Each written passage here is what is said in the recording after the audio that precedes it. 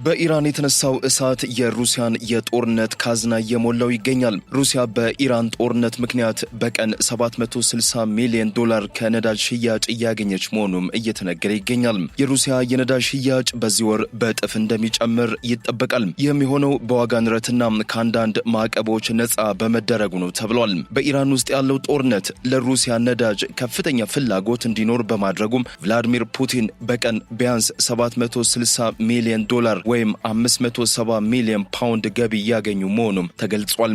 የኪየቭ ኢኮኖሚክስ ኢንስቲትዩት ባወጣው መረጃ መሰረት ፑቲን ካለው የዋጋ ጭማሪና ዶናልድ ትራምፕ ከሰጡት የማዕቀብ ነፃ መብቶች ተጠቃሚ በመሆናቸው በዚህ ወር የክሬምሊን የነዳጅና የጋዝ ሽያጭ ከ$12 ቢሊዮን ወደ $24 ቢሊዮን ሊጠጋም ይችላል። ጦርነቱ በሚቀጥሉት ጥቂት ሳምንታት ውስጥ ቢቆም እንኳ የሩሲያ የነዳጅና ጋዝ ገቢ በዚህ ዓመት ወደ 218.5 ቢሊዮን ከፍ ይላል ተብሎም ይጠበቃል። ይህም በመካከለኛው ምስራቅ የነዳጅ አቅርቦት ላይ መስተጓጎል ባይኖር ኖሮ ከሚገኘው ገቢ በ63 በመቶ ብልጫም አለው። እንደ ኢንስቲትዩቱ ግምት ከሆነም ጦርነቱ በሚያዝያ ወር አብቅቶ የኤነርጂ አቅርቦቱ በፍጥነት የሚያገግም ከሆነ ፑቲን በዚህ ዓመት ብቻ የ84 ቢሊዮን ተጨማሪ ትርፍ ያገኛሉ። ነገር ግን ጦርነቱ ለ6 ወራት የሚቀጥል ከሆነም የሩሲያ ዓመታዊ የነዳጅና ጋዝ ኤክስፖርት ገቢ ወደ 386.5 ቢሊዮን ሊመነደግም ይችላል። ይህም ግጭቱ ከመጀመሩ በፊት ከነበረው ግምት በ188 በመቶ የላቀ ይሆናል ማለት ነው። በኢኮኖሚ ጉዳዮች ላይ በነበረው የክሬምሊን ስብሰባ ፑቲን የነዳጅና ጋዝ ኩባንያዎች ከኢራን ጦርነት የሚያገኙትን ይህን ከፍተኛ ትርፍ በሀገር ውስጥ ያሉባቸውን ዕዳዎችን ለመክፈል እንዲጠቀሙበት አስገንዝበዋል። ይህም ጦርነት ለአንዱ መከራም ሌላው ደግሞ ሲሳይ መሆኑን አመላካች ነው። ሩሲያ ራሷ ከዩክሬን ጋር ጦርነት ውስጥ ባለችበት ወቅት በሌላ ወገን በኢራን የተነሳው ግጭት ለሞስኮ ያልተጠበቀ የገቢ ምንጭ ሆኖላታል። በመካከለኛው ምስራቅ በተለይም በኢራን በተነሳው ግጭት ምክንያት የነዳጅ አቅርቦት ሲስተጓጎል ዓለም አቀፍ የነዳጅ ዋጋ በከፍተኛ ሁኔታም ጨምሯል። ገዢዎች ከኢራን ማግኘት ያልቻሉትን ነዳጅ ወደ ሩሲያ ፊታቸውን እንዲያዞሩ ያስገድዳቸዋል።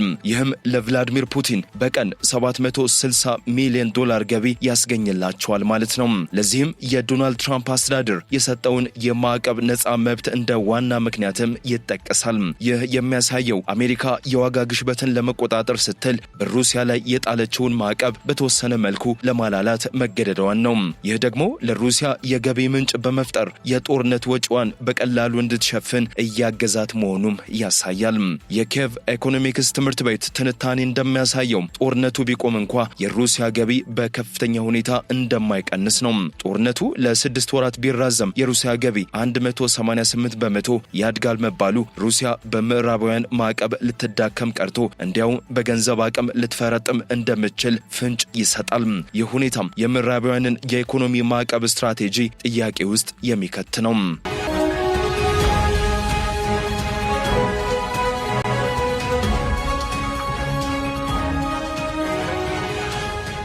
ፑቲን የነዳጅ ኩባንያዎች ትርፋቸውን ዕዳ ለመክፈል እንዲጠቀሙበት ማዘዛቸው ሁለት ነገሮችም ያመላክታል።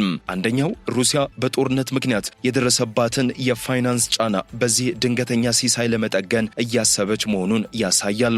ሁለተኛው ደግሞ ኩባንያዎች ዕዳቸውን ከከፈሉ ወደፊት ሊመጣ የሚችለውን ማንኛውንም የኢኮኖሚ ማዕቀብ ወይም የዋጋ መውረድ የመቋቋም አቅማቸው ይጨምራል። ታዲያ ይህ ክስተት የሚያሳየው የዓለም የኃይል ወይም ኤነርጂ ገበያ ምን ያህል የተቆራኘ መሆኑን ነው። በኢራን የተነሳው እሳት የሩሲያን የጦርነት ካዝና እየሞላው ነው። ይህም ሩሲያ በዩክሬን የምታካሄደውን ጦርነት በገንዘብ እጥረት ምክንያት እንድታቆም የነበረውን ተስፋ የደበዘዘም ያደርገዋል። የሩሲያ የነዳጅና የጋዝ ኩባንያዎች በዓለም አቀፍ ደረጃ እየጨመረ ከመጣው የሃይድሮካርበን ዋጋ የሚያገኙትን ተጨማሪ ገቢ ያለባቸውን የዕዳ ጫና ለመቀነስና ለሀገር ውስጥ ባንኮች ያለባቸውን ዕዳ ለመክፈል ሊጠቀሙበት እንደሚገባም እየተነገረ ይገኛል። ይህ እርምጃ የበሰለ ውሳኔ እንደሚሆን የተገለጸ ሲሆን በኢራን የሆርሙዝ ወሽመጥ መዘጋት ምክንያት የተፈጠረው የዓለም አቀፍ የኤነርጂ ገበያ ቀውስ ለፕሬዝዳንት ፑቲን መንግስት ከፍተኛ ትርፍ እያስገኘም ይገኛል። ለዚህም ዋነኛው ምክንያት የቀድሞ ፕሬዝዳንት ዶናልድ ትራምፕ በሩሲያ ነዳጅ ላይ ተጥሎ የነበረውን ማዕቀብ ለጊዜው እንዲነሳ መወሰናቸው ነው። በኢራን የተነሳው ጦርነት ተከትሎ ኢራን ከባህር ሰላጤው የሚወጣውን ነዳጅ በማገዷ ምክንያት የብሬንት ድፍድፍ ነዳጅ ዋጋ በ38% አሻቅቧል። በዚህም አንድ በርሜል ነዳጅ በአሁኑ ወቅት $100 አካባቢ እየተሸጠም ይገኛል። ይሁን እንጂ የኬኤስኢ ኢንስቲትዩት ባልደረባ ቦሪስ ዶዶኖቭ እንደገለጹት ከሆነም የሩሲያ ነዳጅ ዋጋ ከዚህ በበለጠ ፍጥነት በ72% ጭማሪም አሳይቷል። የአሜሪካ የግምጃ ቤት መስሪያ ቤት በዚህ ወር መጀመሪያ ላይ ባወጣው ጊዜያዊ ፈቃድ ሀገራት ቀደም ሲል በመርከቦች ላይ ተጭኖ በባህር ላይ የሚገኝ የታገደ የሩሲያ ነዳጅ እንዲገዙ ፈቅዷል። የውሳኔ ተግባራዊ የሆነው ቀደም ሲል ለህንድ ብቻ ተሰጥቶ የነበረው የ30 ቀናት የማዕቀብ ነጻነት ለሌሎችም እንዲሰፋ ከተደረገ በኋላ ነው። ማዕቀቦች ተጥለው በነበረበት ወቅት ሩሲያ ነዳጇን ለገበያ ብታቀርብም የንግድ ሂደቱ ካለው ከፍተኛ ስጋትና የሎጂስቲክስ ጫና የተነሳ በቅናሽ ዋጋ ለመሸጥ ተገዳም ነበረም። ይሁን እንጂ አሁን ላይ የተደረገው የማዕቀብ ማላላት ሩሲያ ነዳጇን ያለ ስጋት በክፍት ገበያ ዋጋ እንድትሸጥ እድል ፈጥሮላታል። የኖቤል ተሸላሚውና የቀድሞው የዓለም አቀፍ የገንዘብ ድርጅት IMF ዋና ኢኮኖሚስት ሲሞን ጆንሰን ሁኔታውን አስከፊ ሲሉም ገልጸውታል።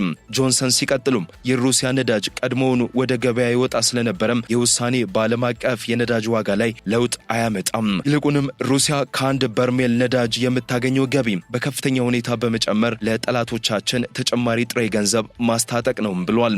ከጦርነቱ መፈንዳት በፊት ሩሲያ ለህንድ ነዳጅ የምትሸጠው ከብሬንት የነዳጅ ዋጋ $9 ቀንሳም ነበረም። አሁን ግን ይህ የዋጋ ቅናሽ መቅረቱን የምጣኔ ሀብት ባለሙያው ዶዶኖቭ ገልጿል።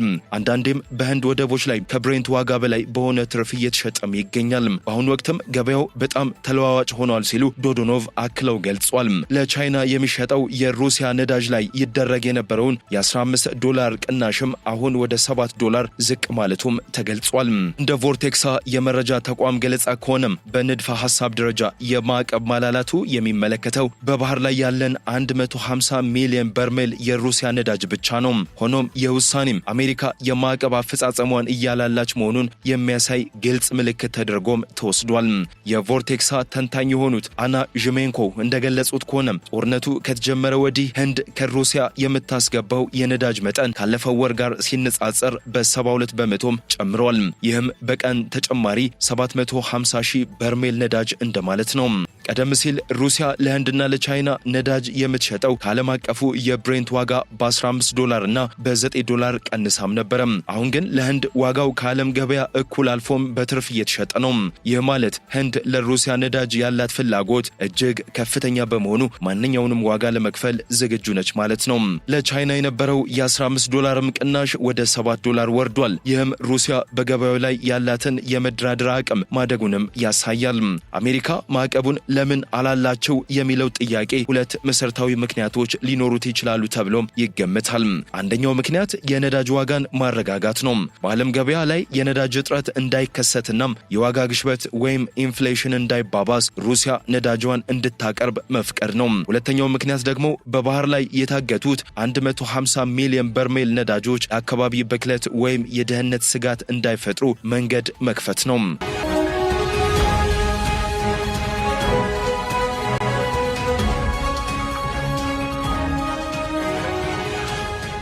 ሌላው ህንድ ከሩሲያ የምታስገባው ነዳጅ በ72% መጨመሯ በምዕራባውያንና በሩሲያ መካከል ባለው ፍጥጫ ውስጥ ህንድ የራሷን ብሔራዊ ጥቅም ወይም ርካሽ ነዳጅ ማግኘት በማስቀደም ትልቅ ተጠቃሚ መሆኗንም ያሳያል።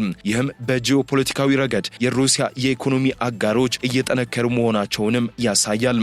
አሜሪካ የሩሲያን ነዳጅ ከዓለም ገበያ ሙሉ በሙሉ ካገደች የነዳጅ አቅርቦት እጥረትም ይፈጠራል። ይህም የነዳጅ ዋጋ በከፍተኛ ሁኔታ እንዲያንሰራራም ያደርጋል። የነዳጅ ዋጋ ሲጨምር የትራንስፖርትና የምግብ ዋጋ አብሮም ይጨምራል። ይህ ደግሞ በአሜሪካና በአውሮፓ ህዝብ ላይ ከፍተኛ ቅሬታ ስለሚፈጥር ዋጋውን ለማረጋጋት የሩሲያ ነዳጅ ወደ ገበያ እንዲገባ መፍቀድም አስፈልጓል። የአሜሪካና የምዕራባውያን ዋና ግብ ሩሲያ ነዳጅ እንዳትሸጥ ማድረግ ሳይሆን ከነዳጅ ሽያጭ የምታገኘውን ትርፍ አነስተኛ እንዲሆን ማድረግ ነው። ማዕቀቡን በማላላት ሩሲያ ነዳጇን እንድትሸጥ ይፈቀድላታል። ነገር ግን ሽያጩ በተወሰነ የዋጋ ገደብ ለምሳሌ $60 ዶላር ባነሰ እንዲሆን በማድረግ የሩሲያን የጦርነት ገቢ ለመቀነስም ሞክረዋል። ነገር ግን አሁን ላይ ሩሲያ ከዚህ ዋጋ በላይ እየሸጠች መሆኑም ተገልጿል። መረጃዎች እንደሚያሳዩት ከሆነም 150 ሚሊዮን በርሜል የሚጠጋ የሩሲያ ነዳጅ በባህር ላይ በመርከቦች ተጭኖም ይገኛል። እነዚህ መርከቦች ለረጅም ጊዜ ባህር ላይ ከቆዩ የቴክኒክ ብልሽት ወይም የአካባቢ ብክለት ሊያስከትሉም ይችላሉ። ስለሆነም እነዚህ በመርከብ ላይ ያሉ ነዳጆች ወደ ገበያ እንዲገቡ መፍቀድ ስጋቱን ለመቀነስ እንደ አማራጭም ተወስዷል። አሁንም ድረስ ህንድና ቻይና የሩሲያ ነዳጅ በከፍተኛ መጠን መግዛታቸውንም ቀጥለዋል። አሜሪካ በእነዚህ ግዙፍ ሀገራት ላይ ጥብቅ ማዕቀብ ለመጣል ብትሞክር ከነዚህ ሀገራት ጋር ያላት ዲፕሎማሲያዊ ግንኙነት ይሻክራል። ስለሆነም ማዕቀቡን በማላላት ሀገራቱ ነዳጁን በህጋዊ መንገድ እንዲገዙ በማድረግ የዓለምን የኢኮኖሚ ትስስር እንዳይቋረጥ ለማድረግ ተገድዳለች። አሜሪካ ማዕቀቡን ያላላቸው ለሩሲያ አስባ ሳይሆን የራሷንና የዓለምን ኢኮኖሚ ከዋጋ ግሽበት ለመጠበቅ እንዲሁም የነዳጅ ገበያው እንዳይናጋ ለማድረግ ነው። ይሁን እንጂ ይህ ውሳኔም ሩሲያ ተጨማሪ ገንዘብ እንድታገኝ በር ስለከፈተላት አሁን ላይ ከፍተኛ ትችት እየቀረበበትም ይገኛል። የሩሲያ ነዳጅ በዓለም አቀፍ ገበያ ያለው ተፈላጊነት አሁንም ከፍተኛ ቢሆንም ከቅርብ ዓመታት ወዲህ ግን በመልክዓ ምድራዊ ፖለቲካዊ ምክንያት ከፍተኛ ለውጦችም ታይቶበታል። ከዩክሬን ጦርነት በፊት አውሮፓ የሩሲያ ነዳጅ ዋነኛ ደንበኛም ነበረች። አሁን ግን አብዛኛው የአውሮፓ ሀገራት ማዕቀብ በመጣላቸው ሩሲያ ፊቷን ወደ ምስራቅ አዙራለች። ቻይናና ህንድ በአሁኑ ወቅት የሩሲያ ነዳጅ ግዙፍ ገዢዎች ናቸው። በተለይ ህንድ ከሩሲያ የሚመጣውን ድፍድፍ ነዳጅ በከፍተኛ መጠን በመግዛት ቀዳሚም ሆናለች። ሩሲያ ነዳጇን ከዓለም አቀፍ የዋጋ ተመን ቀነስ አድርጋ ማቅረቧ ለእነዚህ ሀገራት ተመራጭም አድርጓታል። የሩሲያ ኡራልስ ተብሎ የሚጠራው የነዳጅ አይነት እጅግ ተፈላጊ ነው። ምክንያቱም መካከለኛ ክብደት ያለውና ሰልፈር የበዛበት በመሆኑ ናፍጣና ሌሎች የነዳጅ ውጤቶችን ለማምረት ምቹ ነው። ብዙ የነዳጅ ማጣሪያ ተቋማት የተገነቡት ይህንን የነዳጅ አይነት ታሳቢ አድርገው በመሆኑ ሌላ አይነት ነዳጅ ለመጠቀም የማሽኖቻቸውን አወቃቀር መቀየር ይኖርባቸዋል። ይህም ተጨማሪ ወጪ ይጠይቃል ማለት ነው። የምዕራባውያን ሀገራት በሩሲያ ነዳጅ ላይ የዋጋ ጣሪያ ቢጥሉም ሩሲያ ሻዶ ፍሊት መርከቦች የሚባሉትን በመጠቀም ነዳጇን ለዓለም ገበያ ማቅረቧን ቀጥላለች። ይህም ፍላጎት አሁንም እንዳልቀነሰም ያሳያል። ሩሲያ ከሳውዲ አረቢያና ከሌሎች የኦፔክ አባላት ጋር በመሆን የምርት መጠንን በመቀነስ የነዳጅ ዋጋ እንዳይወርድ በማድረግ ረገድ ትልቅ ሚናም አላት። ይህም በዓለም የነዳጅ ገበያ ላይ ያላትን ተጽዕኖ ከፍተኛም ያደርገዋል። ምንም እንኳን ምዕራባውያን ገበያቸውን ቢዘጉም እንደ ቻይናና ህንድ ያሉ ታዳጊ ሀገራት ለኢንዱስትሪዎቻቸው የሚሆን ርካሽ ነዳጅ ስለሚፈልጉ የሩሲያ ነዳጅ ተፈላጊነቱ አሁንም እንደቀጠለ ነው። በሩሲያና በቻይና መካከል ያለው የኢኮኖሚና የፖለቲካ ትብብር በአሁኑ ጊዜ በታሪካቸው ከፍተኛው ደረጃ ላይ ደርሷል ሊባልም ይችላል። ይህ ግንኙነት በተለይ በምዕራባውያን ማዕቀቦች ምክንያት ሩሲያ ፊቷን ወደ ምስራቅ ካዞረች በኋላም ይበልጥ ጠንክሯል። ቻይና ለሩሲያ የነዳጅ ምርቶች ዋነኛም ገዢም ሆናለች። ሩሲያ ለቻይና ከፍተኛ መጠን ያለው ድፍድፍ ነዳጅ በቅናሽ ዋጋ በማቅረብ ቀዳሚው አቅራቢም ሆናለች። ፓወር ኦፍ ሳይቤሪያ የተሰኘው የጋዝ ቧንቧም በአሁኑ ጊዜም ከፍተኛ መጠን ያለው ተፈጥሯዊ ጋዝ ወደ ቻይናም እያጓጓዘም ይገኛል። ሁለተኛው ግዙፍ ቧንቧም ፓወር ኦፍ ሳይቤሪያ 2 እንዲገነባም ንግግሮች እየተደረጉ ይገኛል። ሁለቱም ሀገራት በአሜሪካ ዶላር ላይ ያላቸውን ጥገኝነት ለመቀነስ በከፍተኛ ሁኔታም እየሰሩ ነው። አብዛኛው የሁለቱም ሀገራት የንግድ ልውውጥ አሁን የሚከናወነው በቻይናው ዩዋንና በሩሲያው ሩብል ነው። ይህም ማዕቀቦችን ለማለፍ ይረዳቸዋል ማለት ነው። በሁለቱም ሀገራት መካከል ያለው የንግድ ልውውጥ በየዓመቱ ሪከርድ እየሰበረም ይገኛል። ሩሲያ ከቻይና እንደ መኪና፣ ኤሌክትሮኒክስና የኢንዱስትሪ ማሽነሪዎችን በብዛት ታስገባለች። ምዕራባውያን ኩባንያዎች ከሩሲያ ሲወጡም የቻይና ኩባንያዎች ያንን ክፍተት ሞልቷል። አሁን ላይ በሩሲያ መንገዶች ላይ የሚታዩት አብዛኞቹ አዳዲስ መኪናዎች የቻይና ምርቶች ናቸው። እንደ ህዋዌና ዣኦሚ ያሉ የቻይና ቴክኖሎጂ ውጤቶች በሩሲያ ገበያ ቀዳሚነቱንም ይዘዋል። በብሪክስ ስብሰባ ውስጥ ሆነው የምዕራባውያንን የኢኮኖሚ የበላይነት ለመቀዳጀትና አማራጭ የክፍያ ስርዓቶችን ለመዘርጋት በጋራም ይሰራሉ። አልፎ አልፎም የጋራ ወታደራዊ ልምምዶችን በፓሲፊክ ውቅያኖስና በሌሎች አካባቢዎች ያካሂዳሉ። ምንም እንኳን ግንኙነታቸው ቢጠነክርም ቻይና ከምዕራባውያን ጋር ያላትን ሰፊ የንግድ ግንኙነት ላለማጣት ስትል በጥንቃቄ ነው የምትጓዘው። ሩሲያ ደግሞ በኢኮኖሚ በቻይና ላይ በጣም ጥገኛ የመሆን ስጋት ሊኖርባትም ይችላል።